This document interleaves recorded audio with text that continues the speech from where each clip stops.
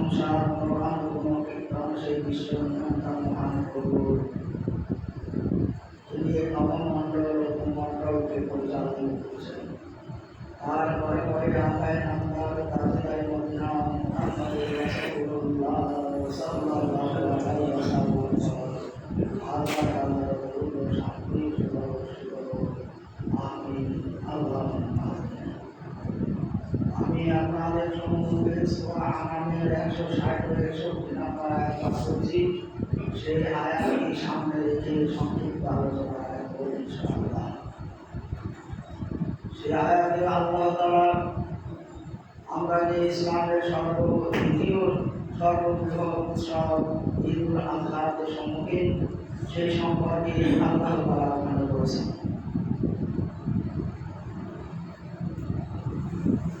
ঈদুল আজহা অর্থাৎ কোরবানির আগে এটাই শেষ জমা, আর তার আগে জমা হবে না আগামী সোমবার। কোরবানির দিন কোরবানিকেই অবলম্বন করে হজ সম্পন্ন হয়ে থাকে। হজের কাজও কাজ থেকে শুরু হয়েছে। আজকে সব মিনায় অবস্থান করছে, আগামীকালকে তারা সব আরফার ময়দানে যাবে। সারাদিন আরফার ময়দানে অবস্থান করবে। যারা আরফার ময়দানে অবস্থান করবে তাদের জন্য রোজা রাখা যাবে না, তাদের রোজা রাখা হারাম। বাকি সারা দুনিয়ার মুসলমান আর যাদের পক্ষে সম্ভব তারা আরফার দিনে রোজা রাখবে। অর্থাৎ আগামীকালকে শনিবার আরফার দিন যারা রোজা রাখবে আজকে পরে ভাবকে শনিবারে রোজা থাকতে হবে। এটাই হলো রোজা রাখা। একটাই রোজা, নকল রোজা, না রাখলে না হবে না, রাখলে নেকি পাবে। এটা তাদের পক্ষে যেমন সম্ভব সেটা দেখবেন। আর কুরবানি সম্পর্কে আল্লাহ রাসূলকে জিজ্ঞাসা করা হয়েছিল, মা হাযিহি রোজাহি, হে আল্লাহ রাসূল এই কুরবানিটা কি? আমরা যে কুরবানি করি, তো কালা রাসূলুল্লাহ সাল্লাল্লাহু আলাইহি ওয়াসাল্লাম সুন্নাত আবিকুম ইব্রাহিম আলাইহিস সালাম। আল্লাহ রাসূল উত্তর বললেন, এটা হলো ইব্রাহিম আলাইহিস সালামের সুন্নাত। অর্থাৎ ইব্রাহিম আলাইহিস সালামের সুন্নাত শেষ নবীর শরীয়তে এটা যুক্ত করে দেওয়া হয়েছে। যেটা আল্লাহ তাআলা ইব্রাহিম আলাইহিস সালামের ঘটনা আপনারা শুনেছেন। তখনই আল্লাহ তাআলা বলেছিলেন, ওয়া তারাকনাহু ফিল আখিরিন, তোমার এই কাজ, তোমার এই নিষ্ঠা, তোমার এই আত্মত্যাগ, এটা আমি দুনিয়ার মানুষের জন্য পরবর্তীতেও চালু রাখবো। তাই আল্লাহ তাআলা শেষ নবীর উম্মতের জন্য এটাকে বহাল রেখে দিয়েছেন যে কুরবানিটা আমরা করি। কালু মা হাযিহি, তারপর আবার তারা বললেন, এতে আমাদের পাওনা কি আছে, আমরা কি পাবো? আল্লাহ রাসূল বললেন, হাযিহি শাকারাতুন হাসানাতুন। ও আল্লাহ রাসূল বললেন, ওই কুরবানির জানোয়ারের যতগুলো লোম আছে প্রত্যেকটা লোমের জন্য একটা করে নেকি আল্লাহ তাআলা দেবেন। আলু ফাসুকু ইয়া রাসূলুল্লাহ, সাহাবারা আবার জিজ্ঞাসা করলেন, লোমের ভিতরে যে ছোট ছোট লোমগুলো থাকে সেগুলোকে গণনার মধ্যে আসবে? তো আল্লাহ রাসূল আবার বললেন, ওয়াকুল্লু সুফাতিন হাসানাতুন, প্রত্যেকটা ছোট লোমের বিনিময়েও আল্লাহ তাআলা একটা করে নেকি দেবেন। তাহলে আমরা যে কুরবানির জন্য যে জন্তু আমরা নির্ধারণ করেছি তার গায়ে যত লোম আছে প্রত্যেকটা লোমের পরিবর্তে আল্লাহ তাআলা একটা করে নেকি দেবেন। সে লোম ছোট বড় যাই হোক সব নেকির আওতায় আসবে। এটাই আল্লাহ রাসূলের বক্তব্য। সেজন্য কুরবানির পশু হিষ্ট পুষ্ট সতেজ এরকম আমাদেরকে নির্ধারণ করতে হয়। কোনো রকমের খুন থাকলে সেই জন্তু কুরবানি হবে না। কান কাটা, কান চেরা, কান ফুটো, শিং ভাঙা, চোখ কানা, পা মোড়া, হাঁটতে অক্ষম, এত দুর্বল অসুস্থ যে চলতে সক্ষম নয়, এইরকম জন্তুগুলো কুরবানি হবে না।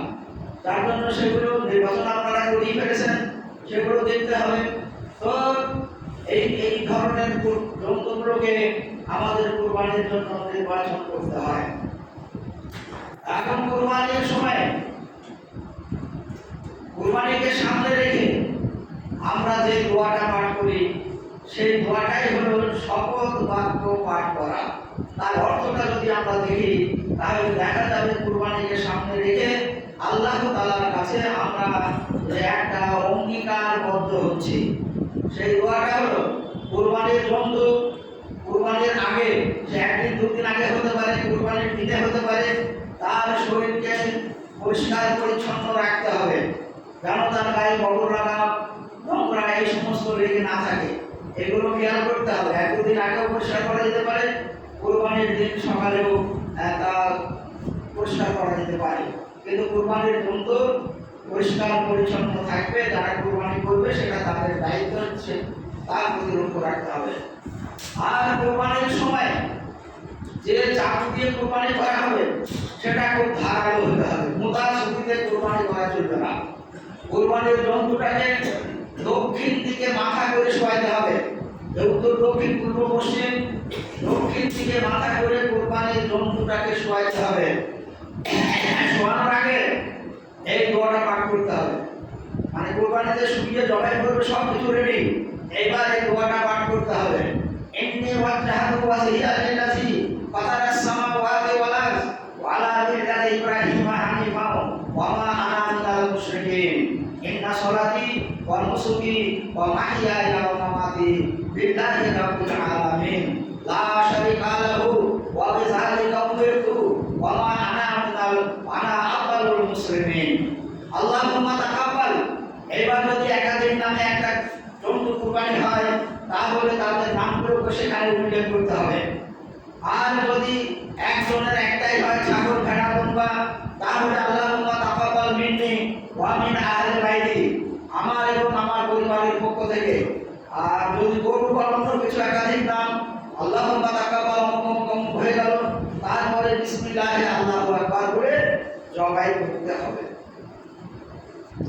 দোয়াটার মানে হলো ইন্নী ওয়াজহাতু ওয়াজহিয়া লিল্লাযী ফাতারাস সামাওয়াতি ওয়াল আরদ, আমার মুখমণ্ডল, আমার কর্মজীবন, আমার জীবনের সমস্ত লক্ষ্যকে আমি আল্লাহর জন্য উৎসর্গ করছি। শপথ পাঠ করুন। লিল্লাহি রাব্বিল আলামিন, যিনি সমস্ত জগতের প্রভু। ফাতারাস সামাওয়াতি ওয়াল আরদ, যিনি আসমানকে যিনি সৃষ্টি করেছেন, জমিনকে যিনি সৃষ্টি করেছেন, সেই আল্লাহ তাআলার জন্যই আমার মুখমণ্ডল, আমার জীবনের লক্ষ্য আমি তার জন্য উৎসর্গ করছি। ওয়ালা মিল্লাতি ইব্রাহিমা হানিফা, আর ইব্রাহিম আলাইহিস সালামের যে পরিচালিত যে শরীয়ত ছিল, সেই শরীয়ত থেকে শেষ নবীর উম্মতের জন্য যেটাকে চালু করা হয়েছে, সেই মিল্লাত অনুযায়ী, সেই নিয়ম অনুযায়ী, আল্লাহর রাসূলের বিধান মোতাবেক আমি এই কুরবানিকে তোমার সামনে উপস্থাপন করেছি। ইন্না সলাতি, আমার নামাজ, ওয়া নুসুকি, আমার কুরবানি, ওয়া মাহইয়ায়া, আমার জীবন, ওয়া মামাতি, আমার মৃত্যু, লিল্লাহি রাব্বিল আলামিন, সমস্তটাই আল্লাহ তাআলার জন্য আমি আজকে উৎসর্গ করছি। মানে আল্লাহর বিধানের বাইরে কিছুই পরিচালিত হবে না।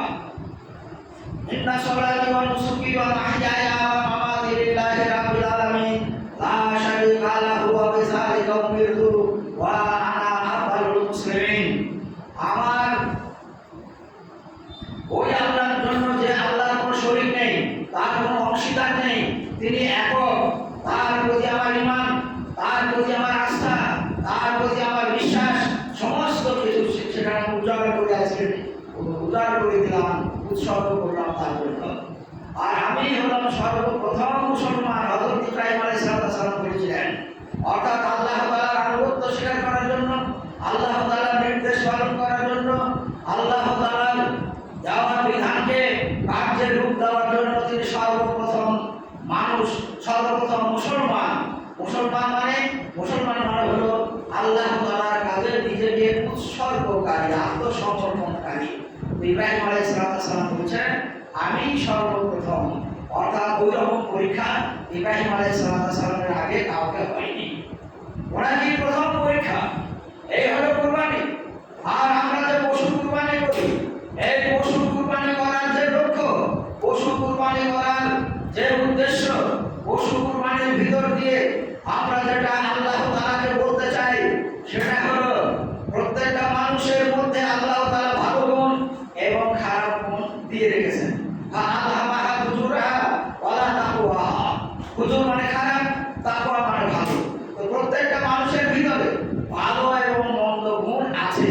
কারো কাছে মন্দ গুণটা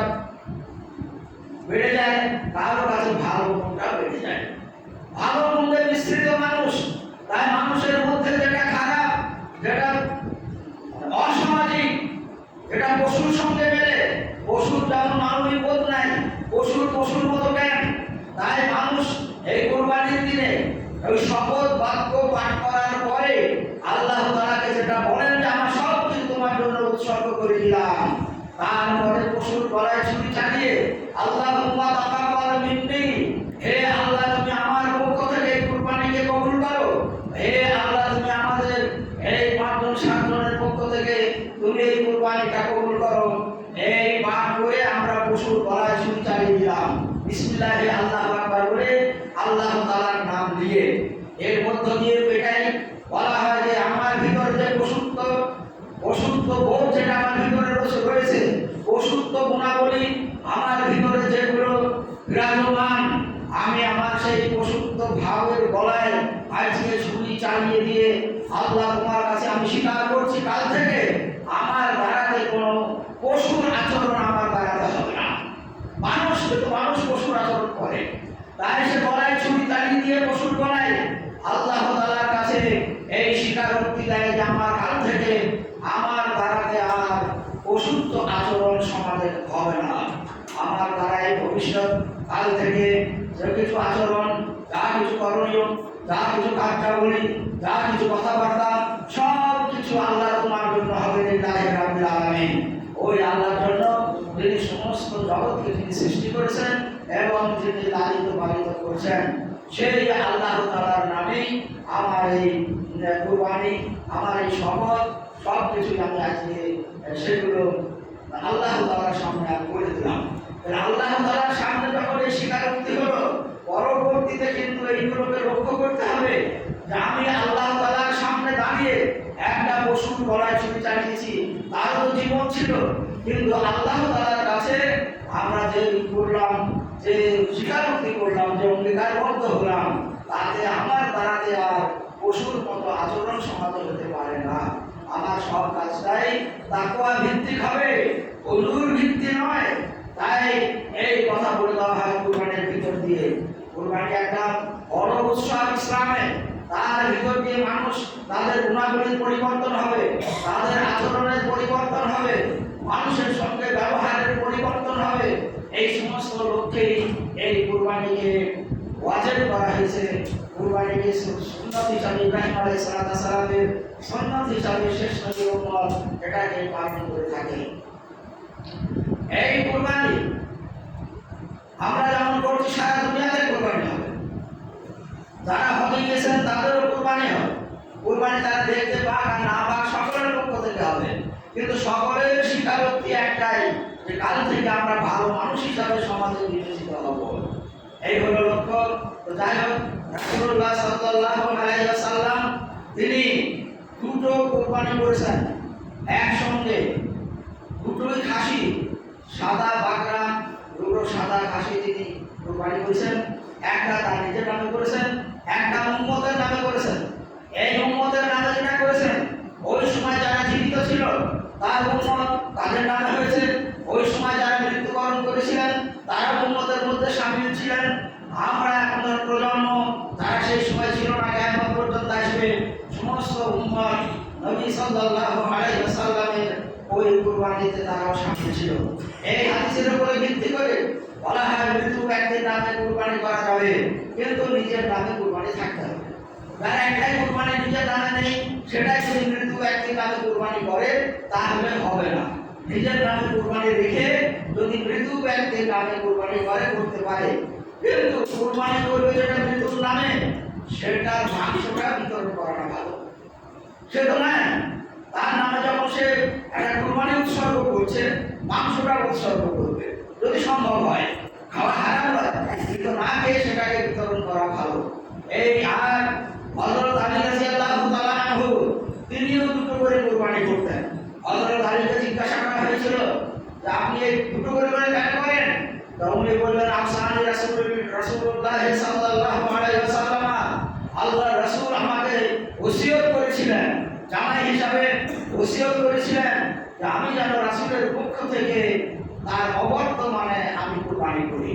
তাই একটা কুরবানি আমার আর একটা রাসূলের ওসিয়ত অনুযায়ী আমি রাসূলের নামে এই কুরবানিটা করছি। যে সময় হযরত আলী বলছেন এবং কুরবানি করছেন, সে সময় আল্লাহ রাসূল ছিলেন না, তার আগে মারা গিয়েছিলেন। তার মারা যাওয়ার পরে হযরত আলী যতদিন বেঁচে ছিলেন ততদিন সেই রাসূলের নামে একটা করে কুরবানি করতেন, একটা তার নিজের নামে করতেন। এই হাদিসের ভিত্তিতেও মৃত ব্যক্তির নামে কেউ কুরবানি করলে করতে পারে, কিন্তু মৃত ব্যক্তির নামে কুরবানি করলে মাংসটার প্রতি খেয়াল রাখবেন, যতদূর সম্ভব সেটা বিতরণ করে দেওয়া ভালো। যেহেতু যে মৃত ব্যক্তির নামে করবে সে তার নিজের নামেও কুরবানি আছে, ফলে তার মাংসের কোনো অসুবিধা নেই। অনুরূপ ভাবে একটা ছাগল, একটা ভেড়া, একটা দুম্বা একটা ফ্যামিলির পক্ষ থেকে হবে, মিন আহলি বাইতি একটা ফ্যামিলির পক্ষ থেকে হবে। গরু আর উট, গরু 7 জনের পক্ষ থেকে, উট 10 জন 7 জনের পক্ষ থেকে হতে পারে। এই গরু আর উট 7 জন আর 10 জন 7 জনই হতে হবে এমন নয়, 7 জনের ঊর্ধ্বে হবে না, 8 জন হবে না। উট 10 জন 11 জন হবে না, এটা ঊর্ধ্ব সীমা। এখন একটা গরু যদি কেউ একাই কুরবানি দেবে, দিতে পারে তার নামে, বা তার মৃত ব্যক্তিদের শরীক করতে পারে, জীবিত ব্যক্তিদেরকে শরীক করতে পারে, তার অপশন আছে 7টা নামকে সেখানে ব্যবহার করা। যদি সে করতে পারে, না করে যদি তার একাই নাম দেয় তা হবে, কোনো অসুবিধা নেই। 3 জনে একটা গরু কিনেছে, 5 জনে একটা কিনেছে, তাদের 7 জন হচ্ছে না, কিন্তু সে 3 জন এবং 5 জনের নামেই কুরবানি হবে। তারা যদি মনে করে 7 জন পর্যন্ত যে 2-3টে আরো নাম তাদের দেওয়ার সুযোগ আছে, তারা যদি নাম ব্যবহার করে জীবিত লোকের বা মৃত ব্যক্তির, তারা ব্যবহার করতে পারে। মৃত ব্যক্তির নাম যদি ব্যবহার করে, 5 জনে একটা গরু কিনেছে, 2 জনের বাপের নাম ব্যবহার করলো বা মায়ের নাম ব্যবহার করলো, তাহলে এই যে মৃত ব্যক্তি 2 জনকে ব্যবহার করা হলো, এই 2 জনের মাংসটা বিতরণ করাটা কিন্তু উত্তম। এটা খেয়াল রাখতে হবে। নাম ব্যবহার করতে পারে, এবার যদি কেউ না করে 5 জনের নামই দিতে পারে, কোনো অসুবিধা নেই। 3 জনের নামে হবে, তাও হবে, কোনো অসুবিধা নেই। কিন্তু তাদের অপশন আছে 7টা নাম ব্যবহার করতে পারে, তারা 3 জন আরো 4টি নাম ব্যবহার করতে পারে। কিন্তু সেই 4 জন যদি মৃত ব্যক্তি হয়, তাহলে তাদের মাংসটা বিতরণ করতে হবে, এটাই হলো লক্ষ্য। এবার যদি কেউ খেয়েই ফেলে, হারাম নয়, বিতরণ করাটা হলো উত্তম। তাই মৃত ব্যক্তির নামের কুরবানিগুলো আমরা এইভাবে নজর রাখবো। যদি কেউ ব্যবহার করতে পারি, কোনো অসুবিধা নেই। নিজের নামে কুরবানি থাকতে হবে, এটা মনে রাখতে হবে। আমার একটাই কুরবানি, আমার বাপ মারা গেছে বাপের নামে দিলাম, বা কেউ মারা গেছে তার নামে দিলাম, আমার আর দ্বিতীয় কুরবানি নাই, এটা কিন্তু হবে না।